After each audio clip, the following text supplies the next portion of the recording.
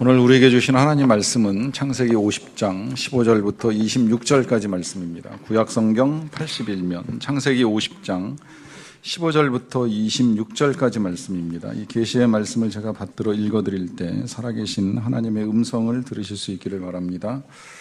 요셉의 형제들이 그들의 아버지가 죽었음을 보고 말하되 요셉이 혹시 우리를 미워하여 우리가 그에게 행한 모든 악을 다 갚지나 아니할까 하고 요셉에게 말을 전하여 이르되 당신의 아버지가 돌아가시기 전에 명령하여 이르시기를 너희는 이같이 요셉에게 이르라 네 형들이 내게 악을 행하였을지라도 이제 바라건대 그들의 허물과 죄를 용서하라 하셨나니 당신 아버지의 하나님의 종들인 우리 죄를 이제 용서하소서 하매 요셉이 그들이 그에게 하는 말을 들을 때에 울었더라.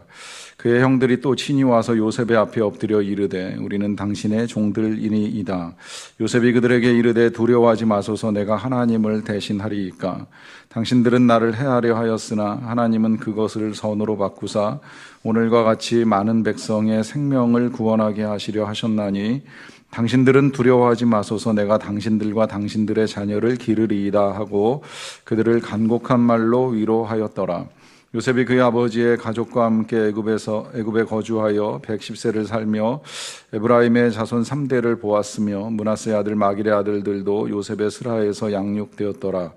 요셉이 그의 형제들에게 이르되 나는 죽을 것이나 하나님이 당신들을 돌보시고 당신들을 이 땅에서 인도하여 내사 아브라함과 이삭과 야곱에게 맹세하신 땅에 이르게 하시리라 하고 요셉이 또 이스라엘 자손에게 맹세시켜 이르기를 하나님이 반드시 당신들을 돌보시리니 당신들은 여기서 내 해골을 메고 올라가겠다 하라 하였더라.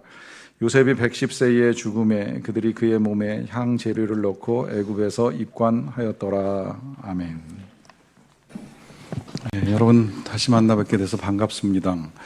아시겠지만 저는 지난 한 달 동안 하나님의 은혜 가운데 또 여러분들의 기도에 힘입어서 독일에서의 안식월을 잘 마치고 지난 금요일에 귀국했습니다. 제가 없는 동안에 변함없이 열심히 예배하시고 또 교회를 위해서 섬기고 수고하고 애쓰신 모든 분들께 다시 한번 감사를 드립니다.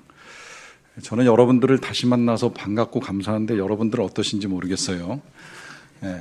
근데 이 만나서 반가움에도 불구하고 오늘 제가 여러분들하고 나누어야 될 말씀의 제목은 또 이별합니다. 그래서 좀 상황하고는 맞지 않지만 하나님의 말씀 순서대로 주어진 본문을 가지고 나눕니다. 근데 생각해 보면 이 이별이 어렵다는 생각을 해요. 저는 그 설교로서도 이별을 전하는 게 어려운데 실제로도 참 어려운 일 중에 하나, 우리 인생에 있어서 어려운 일 중에 하나가 이별이 아닌가 하는 생각을 해요. 제가 독일에 있는 동안에 유럽에 나가 있는 우리 교우 가정, 세 가정을 다 신방할 기회를 가졌어요. 그래서 정말 오래간만에 이제 만나서 같이 예배도 드리고 또 식사도 하고 그리고 이제 뭐 짧게 교제하는 시간을 이렇게 가지는 건 너무 좋았는데 그러고 난 다음에 이제 헤어질 때 너무 힘들더라고요. 또 지금 헤어지면 이제 언제 또 다시 볼 수 있을까?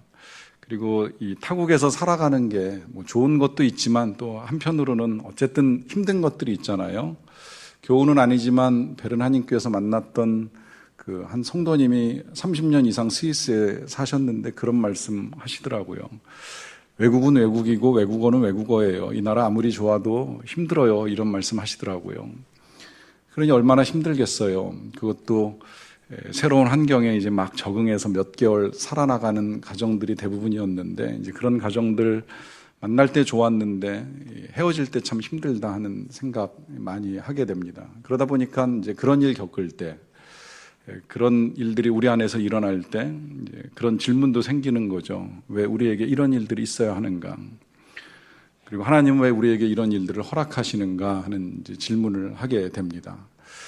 특히 뭐 지금 제가 경험했던 이별이야 그래도 또 기회가 되면 만나겠지, 우리가 살아있는 한 이 땅에서 보게 되겠지, 이제 이런 생각을 가지고 합니다마는 때로 우리의 삶에 이제 우리가 받아들이기 힘든 큰 이별이 있잖아요. 그건 가족이 세상을 떠나는 거예요. 아니면 내가 세상을 떠나는 거예요. 이제 그런 일들을 겪게 되면 이제 거기서 더 하나님께 큰 질문이 나옵니다. 하나님은 왜 우리에게 죽음을 허락하셨나?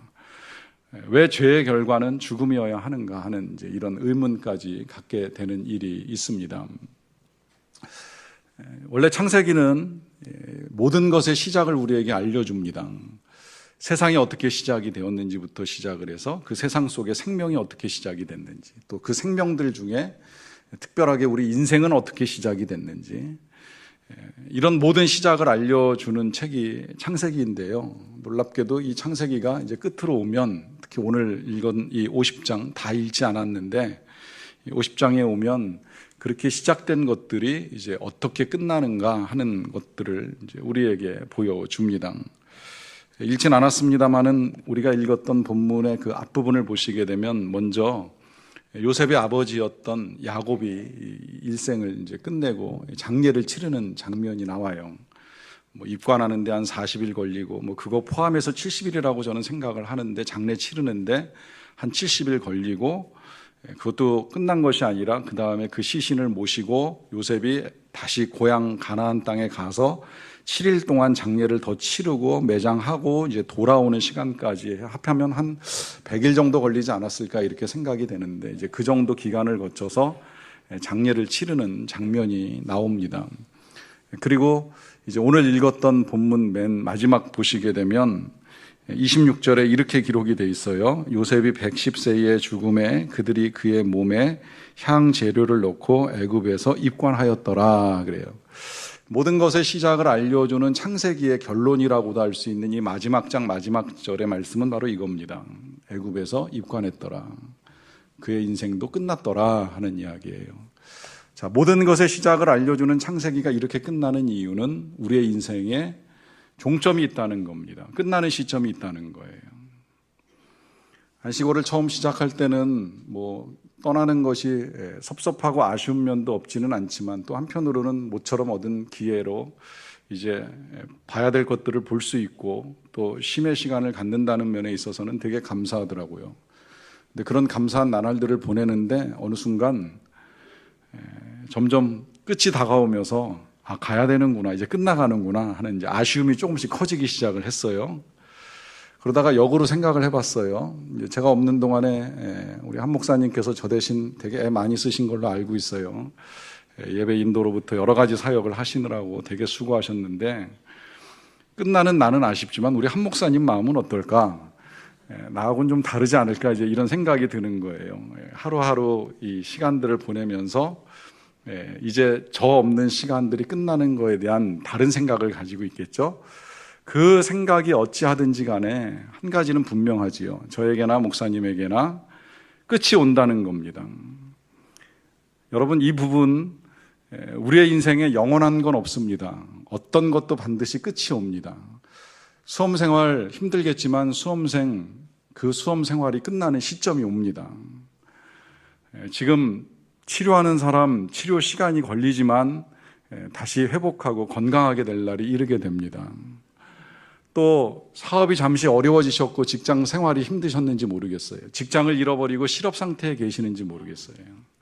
저도 실업의 시간들을 보내는 일들이 있었지만 그 시간이 끝나고 또 새로운 일을 시작할 수 있는 기회를 반드시 하나님이 주십니다. 우리에게 모든 것에 끝이 도래한다는 겁니다. 그런데 이런 끝을 경험할 때에 우리가 잊지 말아야 될 건 우리의 인생에도 끝이 온다는 거예요.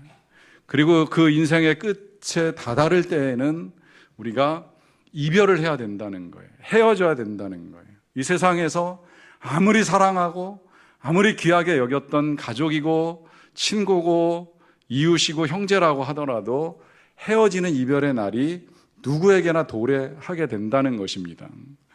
오늘의 주제를 가지고 말씀을 나누는 것이 어려운 건 사실 우리 교우들하고 제가 이런 주제로 지금은 나눌 때가 아니라는 생각을 하고는 있어요. 저는 장기적인 목회 계획 속에는 저도 노년이 되고 여러분들도 노년이 되면 노년의 삶을 어떻게 살아야 되는지, 또 그 노년의 삶에서 어떻게 우리의 임종과 죽음을 준비해야 되는지에 대해서 말씀을 나눌 계획도 가지고는 있습니다만, 제가 목회하는 우리 교회 교우들의 평균 연령으로 보면 아직 그런 메시지를 들을 분이 한 분도 안 계시다고 생각하기 때문에 이 부분은 이제 밀어놓고 지금 가고 있습니다만은, 어쨌든 순서에 따라 이제 오늘 성경 말씀이 우리에게 주시는 메시지에 따라서 적어도 이 사실은 우리가 다시 한번 알고 인정하고 가야 돼요. 그것은 우리에게 끝이 온다는 겁니다. 그리고 그 끝은 사실은 알 수 없어요. 누가 먼저 갈지 모르는 일이에요. 그건 오직 하나님만이 아시는 일이고, 한 가지 분명한 건 누가 먼저가 되었건 우리에게 반드시 이별의 날이 도래하게 된다는 겁니다. 그렇기 때문에 이 이별을 준비해야 돼요. 때로는 준비 못하고 있다가 이별을 맞이할 수도 있어요. 물론 그런 일이 일어나지 않기를 바라고 축복도 합니다마는 아무 생각 없이 지내다가 어느 날 갑자기 이별이 닥치게 되는 그런 일들도 있을 수 있기에 때로 한 번씩 오늘 같은 메시지를 통해서 하나님이 우리에게 분명히 들려주시고자 하는 것이 있음을 확신합니다. 그것은 우리가 준비해야 된다는 거죠. 그 어떻게 준비해야 되느냐? 그걸 꿈꾸는 자 요셉을 통해서 우리가 이제 볼 수 있는데요. 제일 먼저 보게 되는 것은 이제 지금까지 우리가 보았던 이 요셉의 삶을 통해서 드러나는 겁니다. 그것은 믿음을 가지고 살면서 준비하는 겁니다. 믿음을 가지고 사는 것이 이별을 위한 준비라고 하는 거예요. 그걸 요셉이 너무 잘 보여줬어요. 요셉의 믿음은 평생의 변함이 없었습니다. 어렸을 때나 젊었을 때, 총리가 되었을 때, 나이가 들었을 때, 그리고 마지막 죽음을 맞이하는 순간까지 하나도 변함이 없습니다. 그는 처음부터 끝까지 오직 하나님을 섬겨요. 그가 아버지로부터 또 할아버지로부터 들었던 하나님에 대한 믿음을 가지고 이 믿음이 한 번도 변한 일이 없어요. 상황은 변했어요. 어떤 때는 들판에 있었고 어떤 때는 팔려가는 상자 괴짝 속에 들어가 있었던 상황이 있었고 또 종으로 살아가는 상황이 있었고 감옥에 들어가는 상황이 있었고 또 감옥에서 나와서 총리의 자리에 앉은 일도 있었지만 어떤 상황에서도 자신이 믿는 하나님을 한 번도 잊은 적도 없고 부정해 본 적도 없어요. 아니 오히려 기회가 닿을 때마다 하나님을 증거하면서 하나님이 해석해 주실 겁니다. 하나님이 주시면 해석할 수 있습니다라고 하는 고백을 통해 하나님의 살아계심을 인정합니다. 이렇게도 볼 수 있어요. 그는 외로울 때도 믿음을 지켰고요. 아내를 얻고 자식을 낳아 기르는 과정 중에도 믿음이 변하지 않았습니다. 그는 선한 일을 겪을 때만 믿음을 가진 것이 아니라 불의한 일을 당할 때에도 믿음을 버리지 않았어요.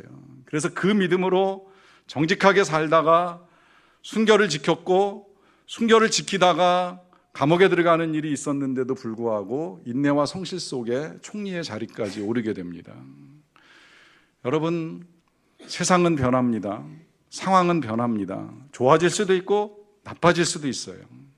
요즘 경기가 자꾸 하강 국면으로 들어가는 것처럼 소식을 많이 접하게 되는데 나빠질 수도 있고 또 시간이 지나면 다시 회복될 것이라고도 생각을 합니다만은 세상은 변하지만 불변하는 사실이 한 가지 있습니다. 그것은 하나님이 여러분들을 사랑하신다는 거예요.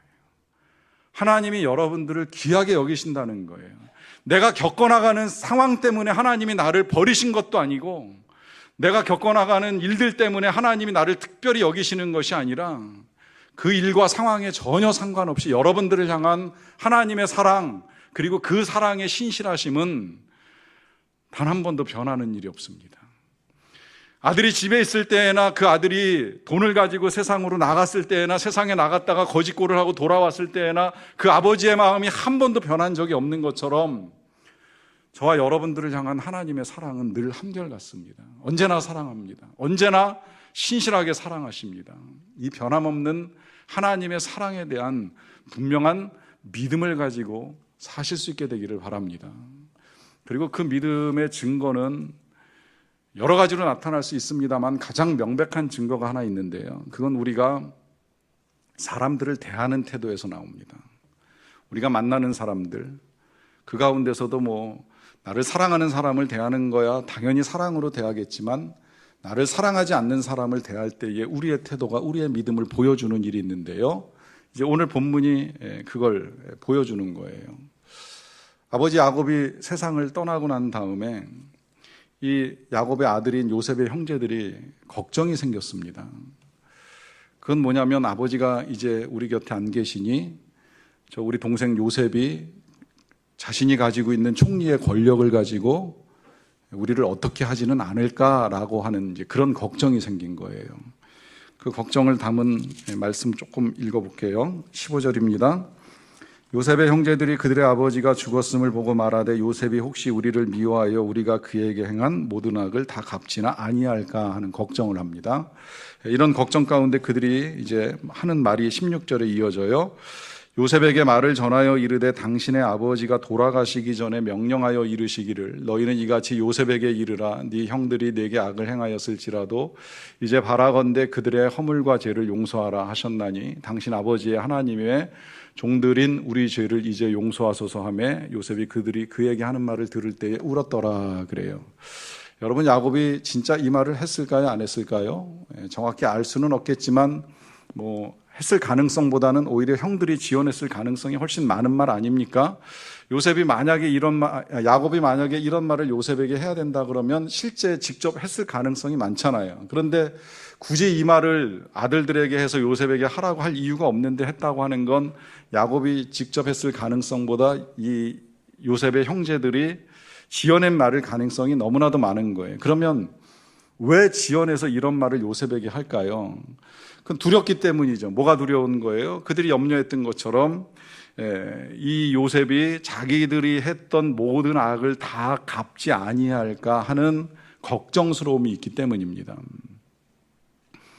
이 걱정스러움이 생각해 보면 누구에게나 있는 것 같아요.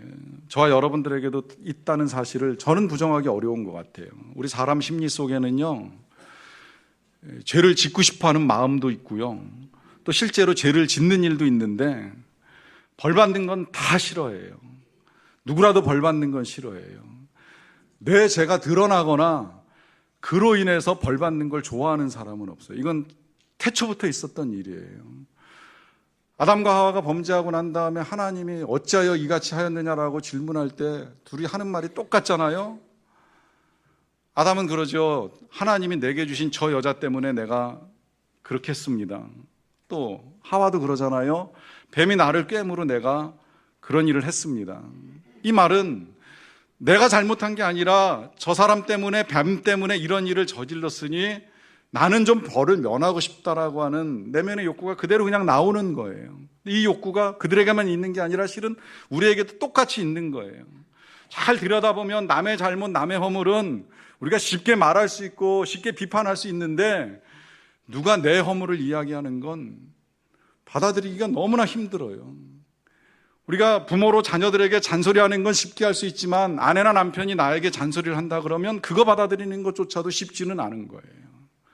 그러니까 남의 잘못 이야기하는 건 우리가 쉽게 할 수 있지만 내 잘못 누가 건드리고 그것 때문에 만약에 내가 벌을 받아야 된다. 더더군다나 이 형들은 만약에 벌을 받는다면 죽을 수도 있는 벌이 될 수 있는 것인데 이거 받아들이는 게 쉬운 일은 아니라는 거죠.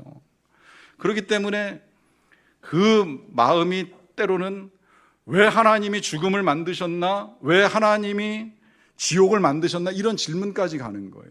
죄 없으면 지옥 안 가요. 그리고 죽음을 만드신 건 죽음이라도 그나마 있어야지 우리가 겸손해지는 거예요. 죽음조차 없다고 생각을 해보세요. 악한 사람의 악이 끝나겠어요? 우리의 인생에 악의 종점을 맞이하겠습니까? 안 끝나요. 죽음이 있어도 끝까지 악한 사람들 있잖아요. 죽는다는 사실 앞에서도 악을 버리지 못하는 사람들이 남아있는데 그것마저 없다고 한다면 세상이 얼마나 엉망이 되겠어요. 그러니까 죄가 우리 가운데 들어온 다음에는 하나님이 죽음을 두실 수밖에 없는 거예요. 그래야 조금이라도 겸손해질 수 있으니까요. 그런 마음을 가지고 이 요셉의 형들은 요셉에게 있지도 아니한 말을 하면서 요셉의 마음을 알고자 합니다. 그런데 그런 형들에게 답하는 요셉의 태도를 좀 봐야 될 필요가 있는데요. 19절에서 이런 말을 합니다. 요셉이 그들에게 이르되 두려워하지 마소서 내가 하나님을 대신하리이까 그래요.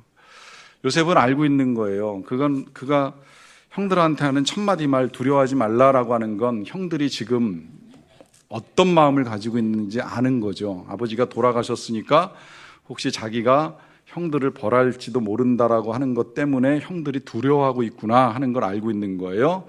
그래서 두려워하지 말라는 말을 한 번도 아니고 두 번 하는 걸 이제 나중에 또 보게 되는데 그와 더불어서 하는 말 내가 하나님을 대신하리까라고 하는 이 말은 우리 모두가 오늘 예배를 드리고 나서 세상에 나갈 때 좀 평생 기억하는 말씀으로 가슴에 담고 갔으면 좋겠어요. 여러분, 우리는 하나님을 대신할 수 없습니다. 물론 하나님을 대신해서 사랑하고 하나님을 대신해서 섬기고 나누고 베푸는 일은 우리가 해야 되는 일이에요. 근데 지금 여기서 요셉이 하는 이 하나님을 대신하는 건 그런 의미 아닌 거 알고 계시죠? 여기서 지금 요셉이 하나님을 대신한다라고 하는 건 자기 자신이 하나님을 대신해서 형들을 벌할 수 있는 권세가 없다는 거예요. 사실 하고자만 하면 할 수는 있어요. 그렇지만 하나님이 아니기 때문에, 내가 하나님이 아니기 때문에 형들의 죄와 잘못에 대해서 벌하지 않겠다고 결정하는 거예요.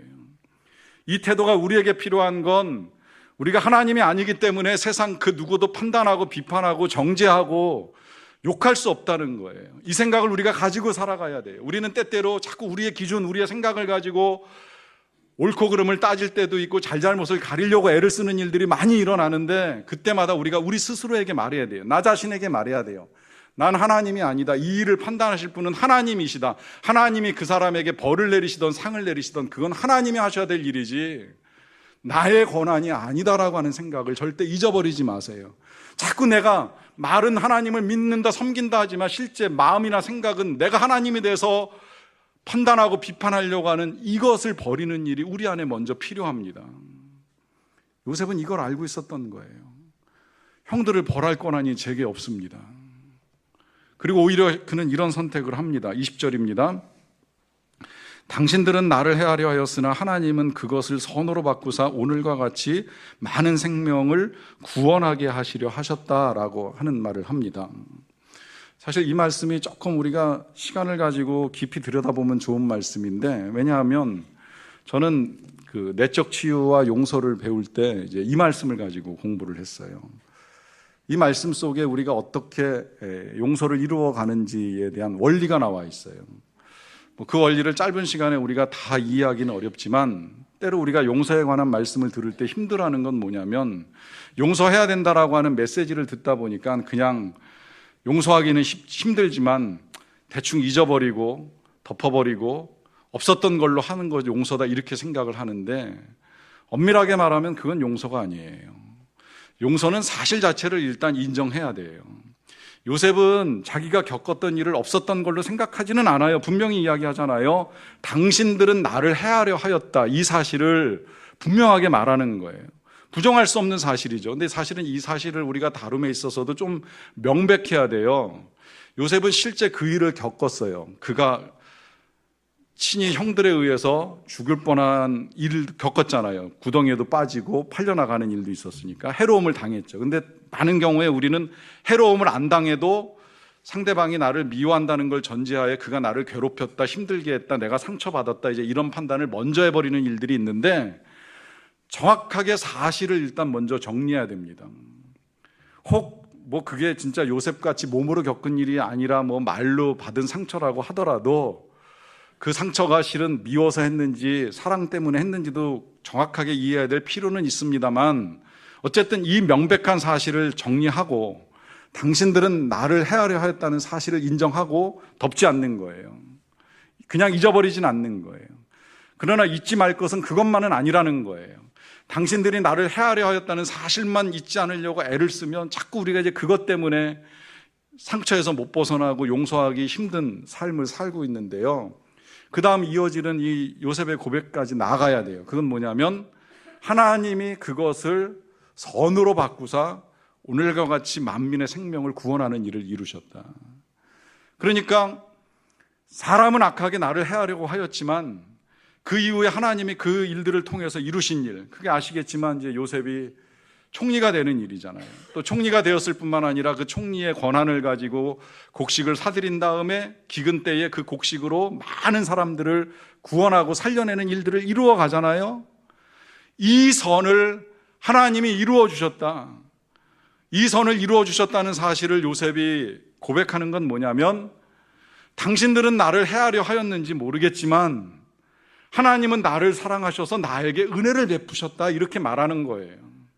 자, 이것이 필요합니다. 여러분, 사람 사는 세상에서는 해하는 일이 있고 해로움을 당하는 일이 있습니다. 그것이 진짜 물리적이든 말로든 상처를 주고받고 고통을 주고받는 일이 있을 수 있어요. 여러분, 그것만 보지 마세요. 그것이 전부라고 생각하지 마세요.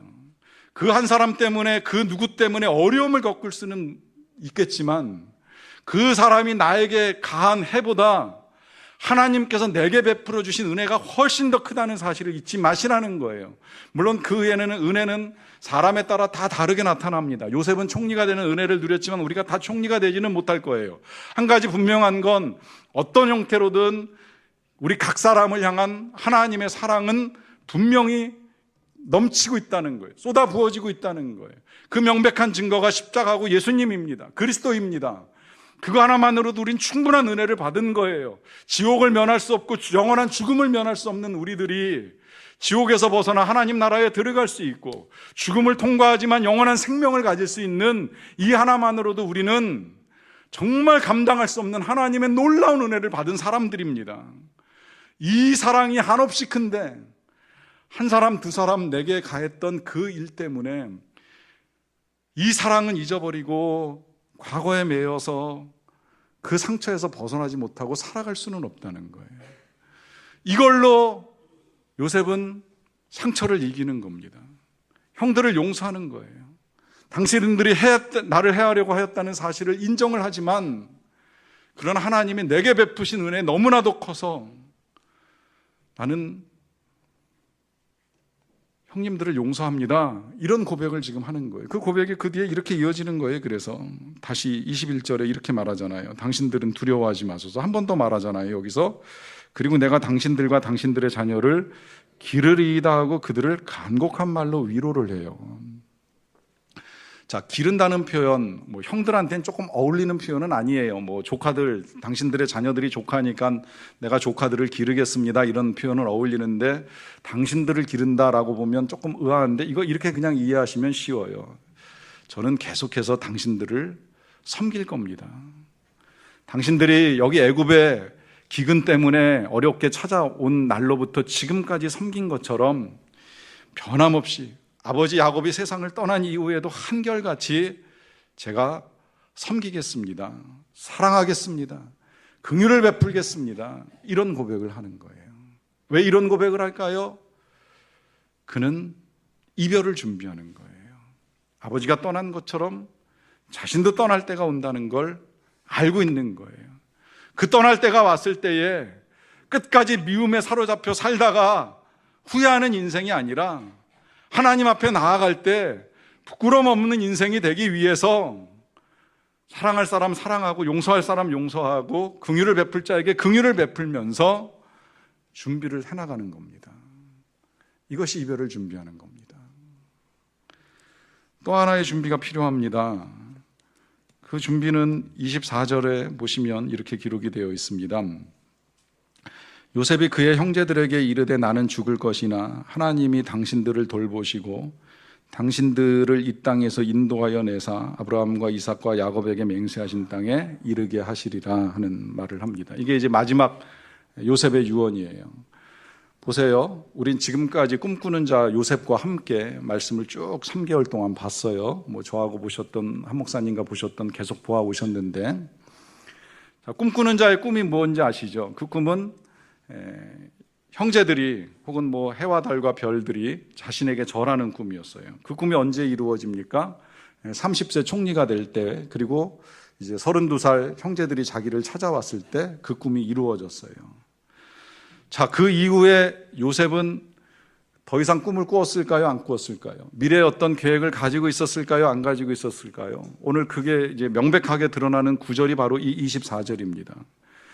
요셉은 여전히 꿈꾸는 자였어요. 그 꿈이 여기서 나타나는데 무슨 꿈이에요? 하나님이 여러분들을 돌보실 겁니다. 그리고 하나님이 여러분들을 인도하실 것입니다. 그 인도하심은 다시 우리 모두, 우리 가족들, 우리 후손들이 가나안 땅, 우리 아버지 야곱, 할아버지 이삭, 증조할아버지 아브라함과 약속했던 그 땅으로 돌아가는 것입니다 라고 하면서 자신이 세상을 떠나지만 남은 자들에게 자신의 꿈을 나누어 주고 세상을 떠납니다. 그리고 이 꿈이 400년 뒤 모세를 통해서 이루어지죠. 그리고 그 꿈이 이루어질 때 요셉의 유골도 모세와 함께 이제 가나안 땅으로 옮겨가는 일을 하게 돼요. 자, 여기서 지금 우리가 봐야 될 것이 뭐냐면 그리스도인은 이별을 준비할 때에 반드시 이런 소망으로 준비할 수 있어야 돼요. 우리가 여기서 헤어지지만, 여기서 끝나지만, 그러나 그 끝나는 것 때문에 과거를 바라보는 것이 아니라 미래를 바라볼 줄 아는 사람이 되어야 된다는 거예요. 미래에 어떻게 될 것인가라고 하는 사실에 대한 소망을 가지고 나눌 수 있어야 돼요. 제가 안식월에 개혁지들을 돌아보면서 못 가본 곳이 한 군데 있는데 체코 프라하입니다. 이 프라하는 이제 과거에 보헤미아라고 하는 지명으로 사용이 되었는데, 여기서 루터가 종교개혁을 일으키기 한 100여 년 전에 먼저 종교개혁을 일으킨 사람이 있어요. 사실 오늘이 이제 종교개혁 기념주일이기는 한데, 제가 다음 주부터 한 달 동안 전하게 될 말씀이 이제 개혁에 관한 주제이기 때문에 이제 오늘 그 부분을 다루지는 않습니다만은, 참고로 그 보헤미아의 개혁자인 얀 후스는 루터보다 한 100년 먼저 그 지역의 잘못된 교회의 관행들을 또 더 그치기 위해서 앞장서서 일을 하다가 결국에는 이제 로마 교황청에 의해서 이제 파문을 당하게 돼요. 1415년 7월 6일 콘스탄츠 공의회에서 이단으로 정죄를 받고, 그리고 화형에 처해지게 됩니다. 결국은 죽음을 당하게 되는데, 그가 화형에 처해질 때에 했던 말이 있어요. 이런 말을 남기고 세상을 떠나요. 너희가 지금 거의를 불태워 죽이지만 100년 뒤에 나타날 백조는 어쩌지 못할 것이다 하는 말을 합니다. 여기서 거의는 이제 후스, 때로 구스라고도 발음되는 자기 자신을 일컫는 표현이고, 그 거의 같은 자기를 죽이지만 그러나 100년 뒤에 나타나게 될 백조는 어쩌지 못할 것이다 라고 하는 예언 같은 꿈을 던져주고 세상을 떠나게 되는데, 놀랍게도 정말 그로부터 거의 100년 후에 백조 같은 루터가 나타나서 이제 대대적인 개혁을 시작을 하게 되는 거죠. 본인은 세상을 떠나지만 남은 자들에게 꿈을 던져주고 이별을 하는 거예요. 그리고 그 던져진 꿈이 나중에 하나님과 함께 이제 성취가 되는 걸 보게 되는 거죠. 저는 우리의 이별이 그렇게 좀 준비됐으면 좋겠어요. 우리가 언제 어디서 어떻게 이 세상을 떠나든지, 나는 떠나지만, 나는 이별하지만 남은 자들에게 꿈을 줄 수 있는 사람, 남은 자들에게 믿음을 줄 수 있는 사람, 남은 자들에게 하나님의 사랑을 전해줄 수 있는 사람, 저는 그런 마음도 좀 가지고 있어요. 우리 성도들이, 저도 그렇지만 이 세상을 떠날 때에 지나간 과거 돌아보면서 이것도 할 걸 저것도 할 걸 하면서 후회하는 거, 아니면 내가 왜 이렇게 살았는가 하면서 후회하는 거, 과거에 매여서 속상한 것 때문에 안타까워하다가 일생을 끝나는 것이 아니라 좀 자신 있고 당당하게 언제 어디서 어떻게 세상을 떠나든지 걱정 마라, 우리가 다시 만날 거다, 하나님의 나라에서 만날 거다, 그 하나님의 나라에서 만날 때까지 믿음을 지켜라, 사랑으로 살아라, 하나님이 함께 하실 것이다 라고 하는 이런 말을 좀 남겨주고 떠날 수 있는 그런 믿음의 사람으로 살았으면 좋겠다라고 하는 생각을 합니다. 그래서 이별이 힘들기는 하지만 마냥 그걸 고통으로만 받아들이는 것이 아니라 소망 가운데 받아들이는 그런 이별, 그 소망 때문에 믿음을 가질 수 있고 그 소망 때문에 용서하며 사랑할 수 있는 그 삶이 저와 여러분들의 삶이 되기를 간절히 축원합니다. 기도하겠습니다.